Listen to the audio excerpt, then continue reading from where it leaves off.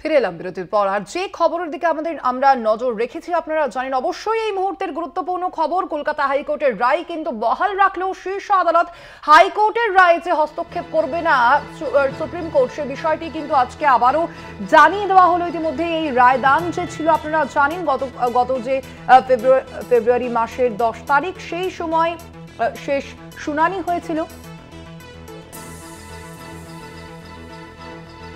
আর আজকের এই রায়দান নিয়ে রাজ্য বিজেপি সভাপতি সুকান্ত মজুমদার তার কি বক্তব্য শুনব। 26,000 পরিবার আজকে রাস্তায় বসে গেল।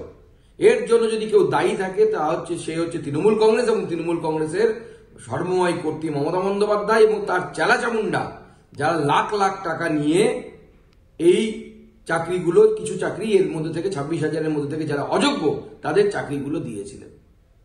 আমার প্রশ্ন হচ্ছে, মমতা বন্দ্যোপাধ্যায়ের এসএসসি স্কুল সার্ভিস কমিশন, রাজ্য সরকার কেন যোগ্য এবং অযোগ্য এই পৃথকীকরণ কেন করে দিলেন না? যদি আজকে যোগ্য এবং অযোগ্য এই পৃথকীকরণ মহামান্য আদালতের সামনে রাজ্য সরকার করে দিতেন, তাহলে পরে আজকে কিন্তু এই টোটাল 26,000 প্রায় 25,573 জন এদের কিন্তু চাকরি চলে যেত না, শুধু অযোগ্যদের যেত, যোগ্যরা বহাল তবিয়তে চাকরি করতেন। শুনলেন আপনারা বিজেপির রাজ্য সভাপতির কি বক্তব্য। এই রায়দান প্রসঙ্গে আপনাদের জানাবো, কলকাতা হাইকোর্টের রায় বহাল রাখলো শীর্ষ আদালত। হাইকোর্টের রায়ে যে হস্তক্ষেপ করা হবে না সেই বিষয়টি আজকে স্পষ্টতই জানিয়ে দেওয়া হয়েছে সুপ্রিম কোর্টের পক্ষ থেকে। আপনাদের জানিয়ে রাখি, এই এসএসসির 26,000 যে চাকরি বাতিলের মামলায় একাধিক জটিলতাও ছিল এবং যার মধ্যে অন্যতম যে সমস্যা আপনাদের জানিয়ে রাখি, বারংবার বিভিন্ন শুনানিতে যে বিষয়টি সামনে এসেছিল যে এই যে 26,000 চাকরি প্রার্থী যে রয়েছে, চাকরি প্রাপক যারা রয়েছেন, তাদের কিভাবে বাছাই করা যাবে, এদের মধ্যে যোগ্য এবং অযোগ্যদের কিভাবে বাছাই করা যাবে, সেই সমস্যা বারংবার উল্লেখ করা হয়েছিল। এবং যেহেতু সেই প্রশ্নের উত্তর মেলেনি, সেইটিও একটি বড় কারণ। এই যে 26,000 জনের যে চাকরি বাতিল হলো, অবশ্যই সেখানে অন্যতম গুরুত্বপূর্ণ এই বিষয়টিও রয়েছে। আপনাদের জানিয়ে রাখি, শুনানির একেবারে যে শেষ দিন, সেই শেষ দিন পর্যবেক্ষণে শীর্ষ আদালত যেমনটা জানিয়েছিল যে এই মামলায় আসল তথ্য জানা প্রায় অসম্ভব হয়ে দাঁড়িয়েছে এবং যেহেতু আসল উত্তরপত্র বা ওয়েমার শিট উদ্ধার করা যায়নি, তাই কোনো ওয়েমার শিটকে আসল বলে ধরে নেওয়া হবে, তা নিয়ে একটা জটিলতা সৃষ্টি হয়েছে। এবং সেই যে বিষয়টি, সেই বিষয়টি যথেষ্টই গুরুত্বপূর্ণ। এসএসসিকে এই বিষয়ে প্রশ্ন করা হয়েছিল শীর্ষ আদালতের পক্ষ থেকে এবং সেখানেই স্কুল সার্ভিস কমিশনের যে আইনজীবীর পক্ষ থেকে জানানো হয়েছিল যে র্যাঙ্ক জাম্প এবং প্যানেল বহির্ভূত নিয়োগের তথ্য তাদের কাছে রয়েছে, কিন্তু ওয়েমার শিট কারচুপির যে তথ্য তা কমিশনের কাছে নেই। অন্যদিকে সিবিআই এর যে বক্তব্য, সেই বক্তব্য আপনাদের সামনে তুলে ধরবো। গতবারের যে শুনানি, সেই শুনানিতে আমরা দেখেছিলাম, অর্থাৎ যে শেষ শুনানি ছিল, সেই শুনানিতে কিন্তু কেন্দ্রীয় তদন্তকারী সংস্থার পক্ষ থেকেও যে বিষয়টি বলা হয়েছিল যে এসএসসির এই যে নিয়োগ প্রক্রিয়া, সেই নিয়োগ প্রক্রিয়ায় ব্যাপক দুর্নীতি হয়েছে এবং সাদা খাতা জমা দিয়েই চাকরি পেয়েছিলেন অনেকে।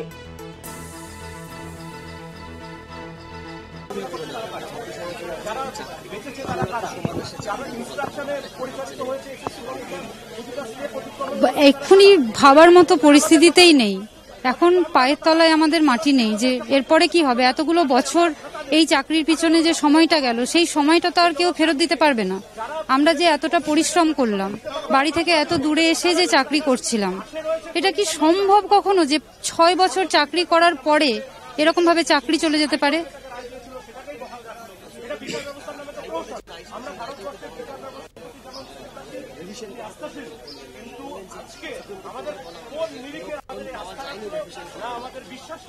সেটা কি আমাদের দোষ? যাদেরকে চাল কাঁকর বাছার দায়িত্ব যাদের, তারা যদি ব্যর্থ হয়, সেটা কি আমাদের দোষ? আমরা কেন ভুগবো? আমাদেরকে কেন শাস্তি পেতে হবে? আর এটা কত বড় শাস্তি, সেটা কি কেউ বুঝতে পারছে যে কত বড় শাস্তি হতে পারে যার মানুষের কাছ থেকে তার রুজি ছিনিয়ে নিলে?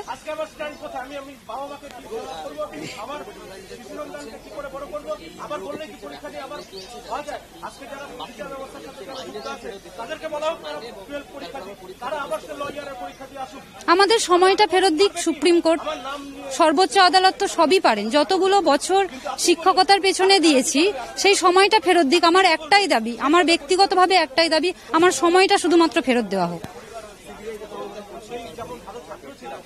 সিবিআই এর ভূমিকা সিবিআই পালন করেছে, তারা সাকসেসফুল হয়েছে নাকি ব্যর্থ হয়েছে তার দায়ও আমাদের নয়, কোনোভাবেই আমাদের দায় নয় যে চাল কাঁকড় আলাদা করতে তারা পেরেছে নাকি পারেনি। এখানে আমাদের কোনো দায়বদ্ধতা ছিল না।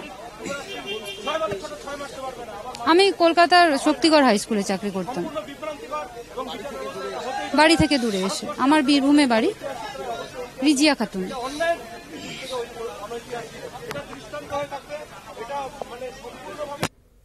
আপনাদের শোনাচ্ছিলাম চাকরিহারাদের কি বক্তব্য এই বিষয়ে, এবং সেই বিষয়টি কিন্তু তারাও বারংবার উল্লেখ করছেন, অর্থাৎ যেই যোগ্য এবং অযোগ্য এই বিষয়টি প্রথম থেকেই আমরা দেখেছি এই শুনানিতে খুব উল্লেখযোগ্য বিষয় হিসেবে উল্লেখ করা হয়েছিল বারংবার সুপ্রিম কোর্টের পক্ষ থেকে। সেই বিষয়ে একেবারে নির্দিষ্ট তথ্য চাওয়া হয়েছিল মূলত এসএসসির কাছ থেকে, কিন্তু সেখানেই যে এই এসএসসির কাছে যে সেই বিষয়ে সম্পূর্ণ তথ্য ছিল না সেই বিষয়টিও জানানো হয়েছিল স্কুল সার্ভিস কমিশনের পক্ষ থেকে।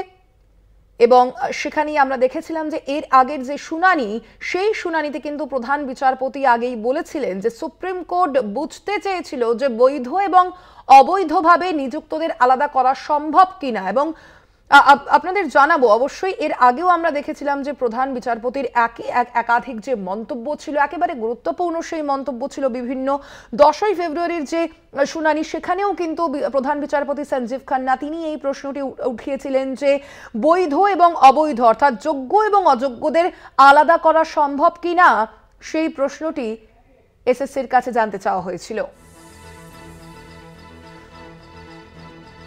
আরো বিস্তারিত জানবো, আমাদের সঙ্গে ফোন লাইনে রয়েছেন প্রতিনিধি পীযূষ কান্তি নাগ। পীযূষ দা, আজকের যে এই রায়দানকে কিভাবে দেখছে মূলত আইনজ্ঞ মহল? দেখো, আইনজ্ঞ মহল থেকে শুরু করে সমস্ত মহলের একটাই মন্তব্য যে সুপ্রিম কোর্টের প্রধান বিচারপতি সওয়াল পর্বের সময় যে মন্তব্য করেছিলেন, যে বিষয়টা আমরা কাল থেকে বারবার দর্শকদের সামনে তুলে ধরছিলাম, সেটি হচ্ছে চাল আর কাপড় আলাদা করা। অর্থাৎ যোগ্য এবং অযোগ্যদের আলাদা তালিকা যদি আজ সুপ্রিম কোর্টে সঠিকভাবে জমা পড়ত, এসএসসি, মধ্যশিক্ষা বোর্ড এবং রাজ্যের পক্ষ থেকে, এছাড়াও সিবিআই এর পক্ষ থেকে যদি সঠিক জমা পড়ত, আইনজ্ঞ মহলের মতে সেক্ষেত্রে যদি সামান্যতম যদি ফারাক থাকতো তাহলে হয়তো এই 25,753 জনের চাকরি বাতিল বলে গণ্য হতো না। সেক্ষেত্রে সুপ্রিম কোর্টের বিচারে হয়তো যোগ্যদের চাকরিতে বহাল রেখে অযোগ্যদের চাকরি বাতিল বলে ঘোষণা করত সুপ্রিম কোর্ট। কলকাতা হাইকোর্টেও এই মামলা চলাকালীন পরিষ্কারভাবে প্রধান বিচারপতি দেবাংশু বসাকের ডিভিশন বেঞ্চ বারবার এই যোগ্য অযোগ্যদের তালিকা পৃথকভাবে জমা দেওয়ার কথা উল্লেখ করেছিলেন, কিন্তু তারপরেও কিন্তু এই তালিকা সঠিকভাবে জমা পড়েনি আদালতের কাছে। ফলে এই তালিকা জমা না পড়ায় তাহলে যোগ্যদের চাকরিও কিন্তু এই সুপ্রিম কোর্টের রায়ে বাতিল বলে ঘোষিত হলো। অর্থাৎ এই তালিকা যদি সঠিকভাবে জমা পড়তো তাহলে হয়তো সুপ্রিম কোর্টের রায় একটু অন্যরকম হতো বলে মনে করছে আইনজ্ঞ মহল। কিন্তু সুপ্রিম কোর্ট তার রায় কিন্তু পরিষ্কার উল্লেখ করেছে যে নিয়োগ প্রক্রিয়া পদ্ধতি সঠিক ছিল না। তার কারণ সুপ্রিম কোর্টের হাতে যেই তালিকা সঠিক নেই, তাই সুপ্রিম কোর্ট সামগ্রিকভাবে এই মন্তব্য করতে বাধ্য হয়েছে বলে মন্তব্য আইনজ্ঞ মহলে। কলকাতা হাইকোর্টের সমগ্র রায়টি কিন্তু বহাল রাখলো সুপ্রিম কোর্ট। অর্থাৎ শুধু 25,753 জনের চাকরি বাতিলে নয়, যাদের চাকরি বাতিল হলো তাদের সামগ্রিক বেতনও কিন্তু ফেরত দিতে হবে রাজ্য সরকারকে। অর্থাৎ এই বেতন ফেরত দেওয়ার বিষয়টিও কিন্তু সামগ্রিকভাবে তাদের কাছে যথেষ্ট বোঝা হয়ে দাঁড়ালো। তার কারণ দীর্ঘ 2016 নিয়োগ প্রক্রিয়ার পর তারা যে দীর্ঘদিন ধরে চাকরি করে গেছেন, কেউ এই চাকরির ফলে বিভিন্ন জায়গায় তারা বিভিন্ন রকম এস্টাবলিশমেন্ট করেছেন, সেক্ষেত্রে আইনজ্ঞ মহল মনে করছে সেই সমস্ত জায়গাগুলিকে সম্পূর্ণভাবে তাদেরকে নতুন ভাবে চিন্তা ভাবনা করে এই অর্থ ফেরত দিতে হবে। পাশাপাশি তারা কিন্তু নতুন নিয়োগ প্রক্রিয়াতেও অংশগ্রহণ করতে পারবেন, এমনটা কিন্তু নির্দেশ আছে সুপ্রিম কোর্টের এবং কলকাতা হাইকোর্টেরও ছিল। তবে সুপ্রিম কোর্ট কলকাতা হাইকোর্টের নির্দেশ জারি করেছে যে 3 মাসের মধ্যে নতুন করে নিয়োগ প্রক্রিয়া সম্পন্ন করতে হবে। এই 25,753 জনের মধ্যে যারা সরকারের অন্যান্য বিভাগ থেকে নতুন করে পরীক্ষা দিয়ে এই 2016 প্যানেলে নথিভুক্ত হয়েছিলেন এবং চাকরি করছিলেন, তাদের ক্ষেত্রে সুপ্রিম কোর্টের নির্দেশ যে তারা পুনরায় সরকারের সেই পূর্বের বিভাগে ফেরত যেতে পারবেন এবং সেই চাকরিতে যোগদান করতে পারবেন। এছাড়াও সুপ্রিম কোর্ট পরিষ্কারভাবে জানিয়ে দিয়েছে যে এই তদন্তের ক্ষেত্রে যে ফৌজদারি মামলা চলছে, যে ক্রিমিনাল মামলা চলছে, সেই মামলা কিন্তু থাকবে এবং সেই তদন্ত সিবিআই এগিয়ে নিয়ে যাবে এবং এই ক্ষেত্রে যারা দোষী, এই ঘটনার পেছনে যারা দোষী, তাদের ক্ষেত্রে উপযুক্ত বিচার প্রক্রিয়া চলবে, এটাও কিন্তু তাদের রায় বিশেষভাবে উল্লেখ রয়েছে। একদমই, আপাতত ধন্যবাদ। আমরা কথা বলছিলাম, ফোন লাইনে ছিলেন প্রতিনিধি পীযূষ কান্তি নাগ। আপনাদের জানিয়ে রাখি, কলকাতা হাইকোর্টের রায় বহাল রাখলো শীর্ষ আদালত। হাইকোর্টের রায় হস্তক্ষেপ করলো না শীর্ষ আদালত। বাতিল চাকরি প্রার্থীরা যদিও পুনরায় চাকরিতে বসতে পারবেন বলেও আজ জানানো হয়েছে শীর্ষ আদালতের পক্ষ থেকে, এবং একই সঙ্গে এই যে 2016 সম্পূর্ণ প্যানেল বাতিল করা হলো আজ শীর্ষ আদালতের পক্ষ থেকে, সেই রায় কিন্তু বহাল রাখা হলো। এর আগে আমরা দেখেছিলাম গত বছরই কলকাতা হাইকোর্টের বিচারপতি দেবাংশু বসাক এবং মোহাম্মদ শাব্বার রশিদের ডিভিশন বেঞ্চ যে রায় দিয়েছিল মূলত 2016 যে প্যানেল, সেই প্যানেল সম্পূর্ণ বাতিলের নির্দেশ কিন্তু দেওয়া হয়েছিল। এবং শুধুমাত্র তাই নয়, যারা মেয়াদ উত্তীর্ণ প্যানেলে চাকরি পেয়েছিলেন, যারা সাদা খাতা জমা দিয়ে চাকরি পেয়েছিলেন, তাদের বেতন ফেরত দেওয়ারও নির্দেশ দেওয়া হয়েছিল এবং 4 সপ্তাহের মধ্যে 12% হারে সুদ সহ বেতন ফেরত দিতে বলা হয়েছিল ওই চাকরি প্রাপকদের। আপনাদের জানাবো, এবং তার পরবর্তীতেই আমরা দেখেছিলাম হাইকোর্টের সেই নির্দেশকে মূলত চ্যালেঞ্জ করে পৃথকভাবে শীর্ষ আদালতে মামলা করেছিল রাজ্যের শিক্ষা দপ্তর, এসএসসি এবং মধ্য শিক্ষা পর্ষদ, এবং দফায় দফায় চাকরিহারারা তারাও কিন্তু মামলা করেছিল এবং মূলত কলকাতা হাইকোর্টের সেই রায়কেই বহাল রাখলো শীর্ষ আদালত।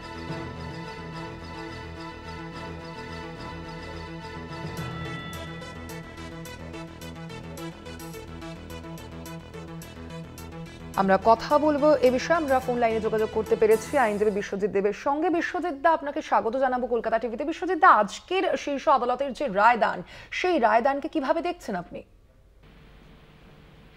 দেখুন, বিচারের বাণী নীরবে কাঁদে। আমি প্রথমে এই কথাটা বলবো।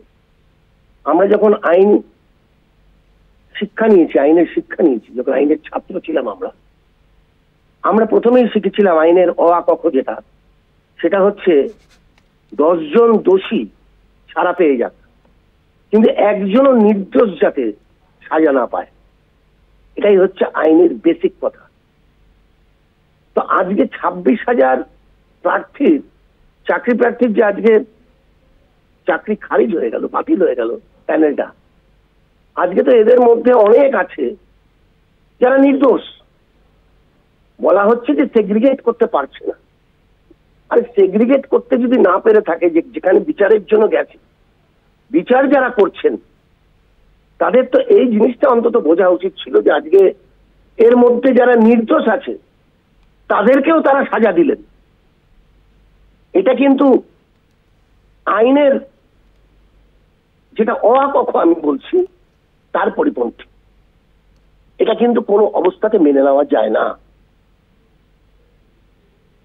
আমি মনে করি রাজ্য সরকার অবশ্যই এটা নিয়ে একটা রিভিউ পিটিশন ফাইল করবে। এই জাজমেন্টের অবশ্যই একটা রিভিউ করা উচিত। একদমই। বিশ্বজিৎ, আরো একটা বিষয় আপনার কাছে জানতে চাইবো অবশ্যই, যে আমরা দেখেছি এর আগের যে বিভিন্ন শুনানি, সেখানে কিন্তু এই যে বিষয়টি আপনি উল্লেখ করলেন যে যারা যোগ্য তাদের কেন চাকরি বাতিল হবে, অবশ্যই সেই প্রশ্নটি, কিন্তু সেই প্রশ্নটি সুপ্রিম কোর্টের পক্ষ থেকেও তো করা হয়েছিল এসএসসি কে, তাহলে এসএসসিও তো তাদের কাছে কোনো নাকি তথ্য ছিল না, সেই বিষয়টিও উল্লেখ করা হয়েছিল। সেই বিষয়টিকে কিভাবে দেখছেন? আজকের এই রায়দানকে কতটা প্রভাবিত করেছে সেই বিষয়টি? দেখুন তথ্য ছিল না, এটা বারবারই বলা হচ্ছে তথ্য ছিল না, কিন্তু কি ধরনের তথ্য ওনারা চাইছেন আমি তো সেটা বলতে পারবো না। কিন্তু সেগ্রিগেট করা যাবে না একেবারে, এবং সেই সেগ্রিগেট না করবার জন্য আজকে নির্দোষ যারা তাদের চাকরি চলে যাবে। আমি প্রথমে এই কথাটা কি বললাম যে 10 জন দোষী যদি ছাড়া পেয়ে যায় তারা ছাড়া পেয়ে যাক, সেটাই হচ্ছে আইনের বেসিক কথা। কিন্তু একজন নির্দোষ যাতে সাজা না পায়, এটা হচ্ছে আইনের বেসিক কথা।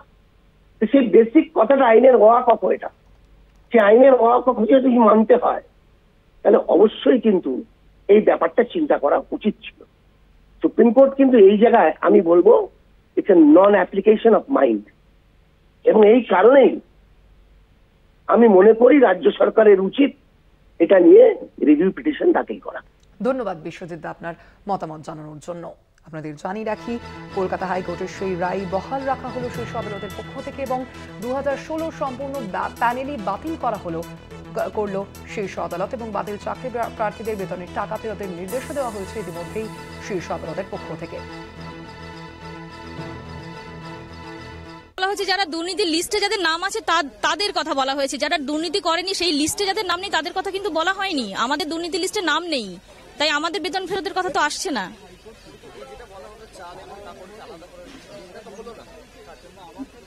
ছোটবেলা থেকে দেখেছি জানেন তো, যে মা কাকরগুলো বেছে রান্না করতো, তো আমার মনে হয় যারা চাল কাকর আলাদা করতে পারে না তাদের রান্নার প্রসেসটাই বাদ দেওয়া উচিত। আপনি বুঝতে পারছেন আমি রূপকর্তা কি বলতে চাইছি? যারা চাল কাকর আলাদা করতে পারে না তাদের রান্নার প্রসেসটাই বন্ধ করে দেওয়া উচিত, সেই যোগ্যতাই তাদের নেই। বুঝতে পেরেছেন কি বললাম?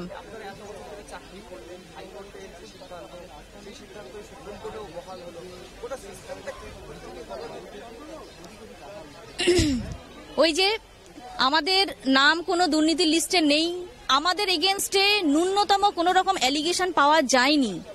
দোষ যদি বলতে পারেন এটাই যে একটা দুর্নীতির প্যানেলের মধ্যে আমরা এসে পড়েছি।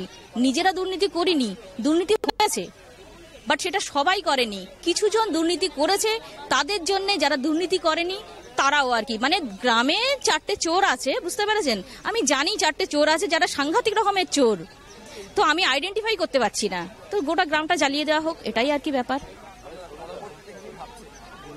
পরবর্তীতে কি করব আমি এখনো এই খবরটা নিয়ে ডাইজেস্ট করতে পারছি না, তো পরবর্তীর কথা আমি এখন বলতে পারবো না।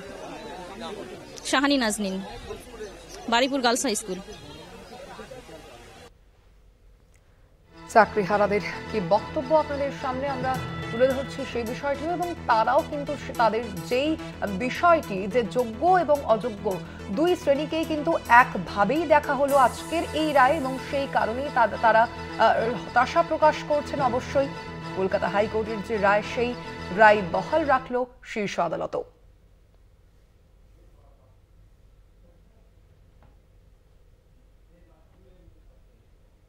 হাইকোর্টের রায় হস্তক্ষেপ করল না শীর্ষ আদালত, এবং 2016 যে প্যানেল সেই সম্পূর্ণ প্যানেলই বাতিল করল শীর্ষ আদালত, এবং এই নিয়োগের ক্ষেত্রে যে কারচুপির বিষয়টিও আজ উল্লেখ করেছেন সুপ্রিম কোর্টের প্রধান বিচারপতি সঞ্জীব খান্না।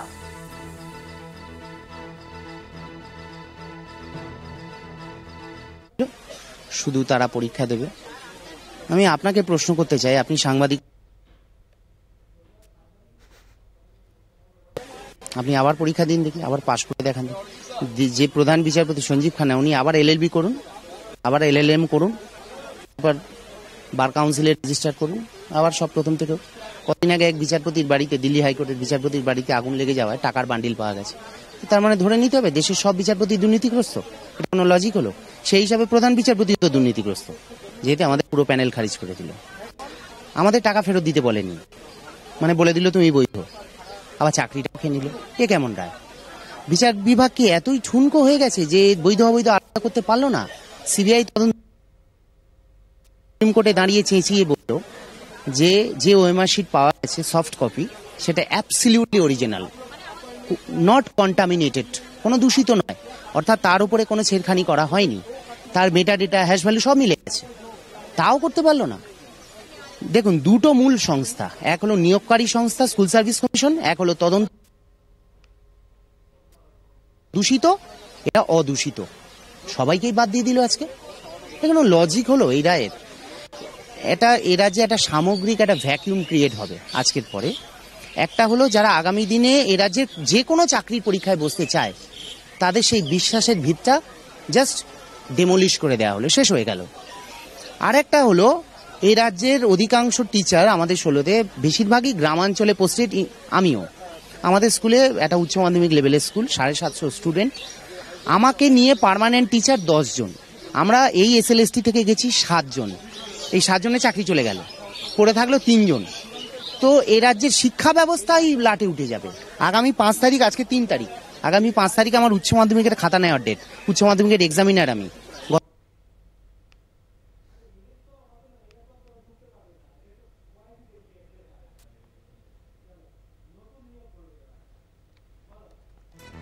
চাকরিহারাদের বিভিন্ন বক্তব্য আপনাদের সামনে তুলে ধরছি।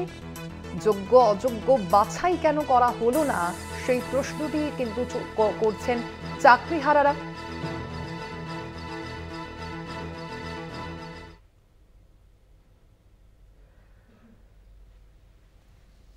আপনাদের সামনে তুলে ধরবো যে পথে এসএসসি 26,000 যে নিয়োগ হয়েছিল এবং সেখানে কিন্তু বড় মন্তব্য ছিল হাইকোর্টের, একেবারে অপদার্থ কমিশন 5 বছরেও নিয়োগ দিতে পারে না, সেই বিষয়টি তুলে ধরা হয়েছিল। প্রথম সিবিআই তদন্তের নির্দেশ দেওয়া হয়েছিল তারপরেই, এবং ওই বছরই 22 নভেম্বর সন্দীপ প্রসাদের করা মামলায়, গ্রুপ ডি নিয়োগ মামলায় প্রথম সিবিআই তদন্তের কথা বলা হয়, নির্দেশ দেওয়া হয়। বিচারপতি হরিশ টন্ডন এবং বিচারপতি রবীন্দ্রনাথ সামন্তের ডিভিশন বেঞ্চ সিবিআই নির্দেশ দেয়, তদন্তের নির্দেশ দেয় এবং একটি অনুসন্ধান কমিটিও গঠন করার কথা বলা হয়। 15 ফেব্রুয়ারি 2022-এ সাবিনা ইয়াসমিনের করা মামলায় সিবিআই তদন্তের নির্দেশ দেওয়া হয়। ডিভিশন বেঞ্চ সেই নির্দেশও স্থগিত করে, বাঘ কমিটিকে অনুসন্ধানের কথা বলা হয়। 9ম থেকে 10ম শ্রেণীর যে শিক্ষক নিয়োগ সংক্রান্ত তদন্তভারও সিবিআইকে দেওয়া হয়েছিল এবং ওই বছরই 17 মে রাজ্যের প্রাক্তন মন্ত্রী পরেশ অধিকারীর মেয়েকে তাকে নিয়োগ বেআইনি জানিয়ে তাকে সরিয়ে দেওয়ার নির্দেশ দেওয়া হয়। একাদশ থেকে দ্বাদশের শিক্ষক নিয়োগের তদন্তভারও দেওয়া হয় কেন্দ্রীয় তদন্তকারী সংস্থা অর্থাৎ সিবিআইকে। বিচারপতি সুব্রত তালুকদারের ডিভিশন বেঞ্চ বাঘ কমিটির কথা বলা হয় এবং সব নিয়োগ দুর্নীতির মামলার তদন্তভার তুলে দেয় সিবিআইকে। 22 জুলাই 2022 নিয়োগ মামলায় ইডির হাতে গ্রেপ্তার হন প্রাক্তন শিক্ষামন্ত্রী পার্থ চট্টোপাধ্যায় এবং 28 সেপ্টেম্বর হাইকোর্টের প্রথম রিপোর্ট জমা দেওয়া হয় এবং বিভিন্নভাবে যে নিয়োগে দুর্নীতি হয়েছে সে বিষয়ে উল্লেখ করা হয়। ওই বছরে ডিসেম্বর থেকে মার্চ পর্যন্ত নিয়োগ বাতিল করা হয়। 2023-এ সুপ্রিম কোর্টের নির্দেশে কলকাতা হাইকোর্টকে বিশেষ বেঞ্চ গঠন করার কথা বলা হয় এবং 6 মাসের মধ্যে এসএসসির সবকটি নিয়োগ মামলা একত্রিত করে শুনানি ও নির্দেশ দিতে হবে বলে বলা হয় এবং 12 ডিসেম্বর 2023 বিচারপতি দেবাংশু বসাক ও মোহাম্মদ শব্বর রশিদির ডিভিশন বেঞ্চ সেই বিষয়ে জানান।